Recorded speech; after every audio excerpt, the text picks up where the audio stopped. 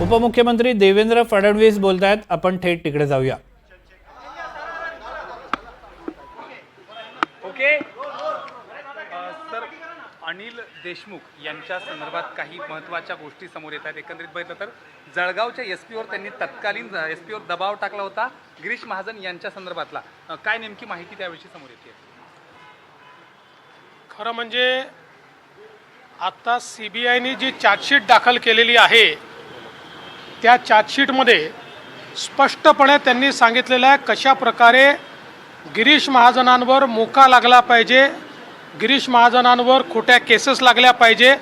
याकरता वारंवार गृहमंत्री म्हणून अनिल देशमुख यांनी त्या ठिकाणी दबाव टाकला आणि हे गुन्हे दाखल करायला लावले. खरं म्हणजे या संदर्भातले ऑडिओ व्हिज्युअल पुरावे मी स्वतः दिले होते आणि त्याच्यावरच CBIकडे केस झाली आणि त्या केसमध्ये CBIने पुराव्यासहित कोर्टामध्ये चार्जशीट दाखल केलेली आहे. त्यामुळे महाविकास आघाडीच्या सरकारमध्ये कशा प्रकारे विरोधी पक्षाच्या आमदारांना मोका लावणे, खोट्या केसेस टाकणे, खोट्या केसेसमध्ये फसवणे याची मोडस ऑपरेंडी होती हे आपण सगळ्यांनी नीट बघितलेलं आहे. सर, श्याम मानवाने तुमच्यावर देखील अशा पद्धतीचा आरोप केलेला आहे. बघा, पहिली गोष्ट तर इतके वर्ष श्याम मानव मला ओळखतात, त्यामुळे त्यांनी पहिल्यांदा अशा प्रकारचे आरोप करायच्या आधी मला विचारायला हवं होतं. पण दुर्दैवाने मला असं वाटतं की इकोसिस्टीममध्ये अलीकडच्या काळात सुपारीबाज लोक घुसलेले आहेत, सुपारी घेऊन बोलणारे लोक घुसलेले आहेत. दुर्दैवाने त्यांच्या नादी श्याम मानव लागले का असा प्रश्न मला पडतो. पण एक गोष्ट मला स्पष्टपणे सांगायची आहे की या ठिकाणी अनिल देशमुख यांच्यावर आरोप लागल्यानंतर आमचं सरकार नव्हतं, महाविकास आघाडीचं सरकार होतं. ती केस मुंबई हायकोर्टाच्या चीफ जस्टिस समोर लागली आणि मुंबई हायकोर्टाच्या चीफ जस्टिस यांनी अनिल देशमुख यांच्या विरुद्ध FIR करायला लावला. त्यांच्याच सरकारमध्ये तो FIR झाला. त्यानंतर ते जेलमध्ये गेले आणि ते आता बेलवर बाहेर आहेत. ते काही सुटलेले नाही आहेत.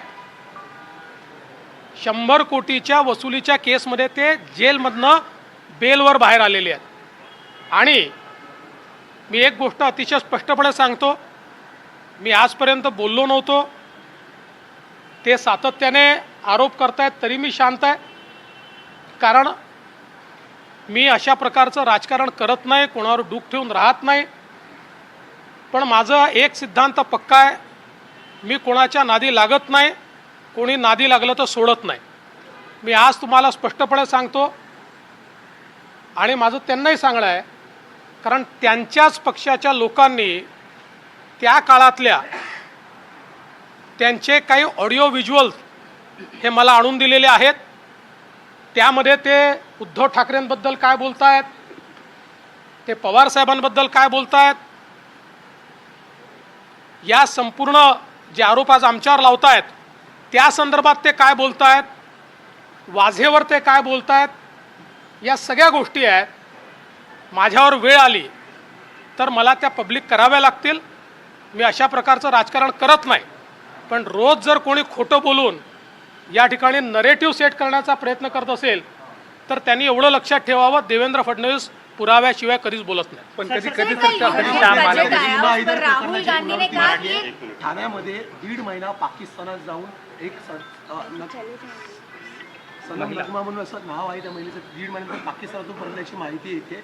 एकंदरीत फसवणूक झालेली दिसून येते. याच्या संदर्भात सुद्धा चौकशी नाही, या संदर्भात अगदी सखोल चौकशी केली जाईल आणि सखोल चौकशी करून त्या संदर्भात योग्य ती कारवाई केली जाईल. सर, तुम्हाला एकंदरीत टार्गेट केलं जात आहे का? कधी श्याम मानव, कधी अजून दुसरी नावं, कधी प्रत्येक असं आहे. आता मनोज जरांगेंची जी केस आहे ही 2013ची केस आहे. यापूर्वी देखील त्या केसमध्ये त्यांचा नॉन बेलेबल वॉरंट निघाला तो त्यांनी जाऊन कॅन्सल केला. कुठल्याही क्रिमिनल केसमध्ये जर तुम्ही तारखेवर हजर राहिला नाहीत तर त्या ठिकाणी नॉन बेलेबल वॉरंट निघतो. तो नॉन बेलेबल वॉरंट तुम्ही तारखेवर हजर राहिला की तो रद्द होतो. तशाच प्रकारे मागच्या काळातही त्यांचा असा वॉरंट निघाला, तो त्यांनी जाऊन कॅन्सल केला. आता पुन्हा ते तारखेवर गेले नाहीत, त्यामुळे पुन्हा त्यांचा वॉरंट निघाला आहे. त्याच्याशी आमचा कोणाचाही संबंध नाही आहे. ते जर तारखेवर गेले तर जज तो वॉरंट कॅन्सल करतील. आमच्याबद्दल असे वॉरंट निघाले आहेत यापूर्वी. आमच्यावर अनेक आंदोलनाच्या केसेस आहेत. त्या केसेसमध्ये जेव्हा जेव्हा आम्ही गेलो नाही त्यावेळी आमच्यावर वॉरंट निघाले. आम्ही जाऊन त्या ठिकाणी सांगितलं आम्ही हजर झालो तर ते वॉरंट रद्द होतात. पण मी काही त्यांना दोष देणार नाही.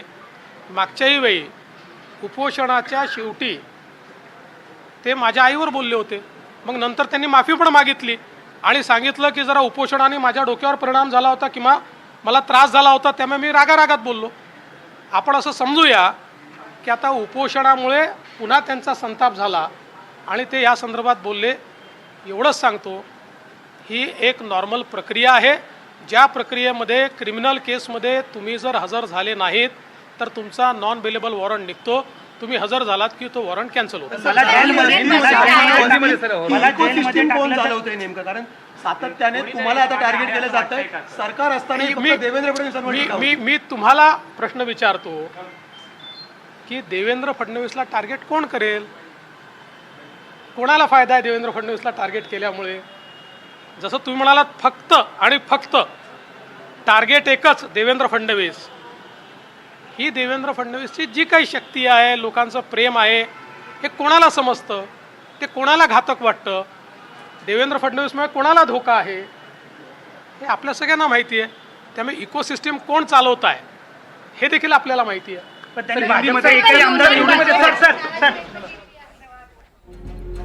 आपण बघतोय की देवेंद्र फडणवीस यांनी विविध मुद्द्यांवर उत्तरे दिलेली आहेत. खास करून मनोज जरांगे पाटील यांनी जे आरोप केलेले आहेत त्या आरोपांना देखील उत्तरं दिलेली आहेत. अटक वॉरंट मनोज जरांगे पाटील यांच्या विरोधात जारी करण्यात आलेला होता. ही न्यायालयीन प्रक्रिया असल्याचं देवेंद्र फडणवीस यांचं म्हणणं आहे. याशिवाय अनिल देशमुख आणि श्याम मानव यांनी केलेल्या आरोपासंदर्भात देखील देवेंद्र फडणवीस यांनी स्पष्टीकरण दिलेले आहे.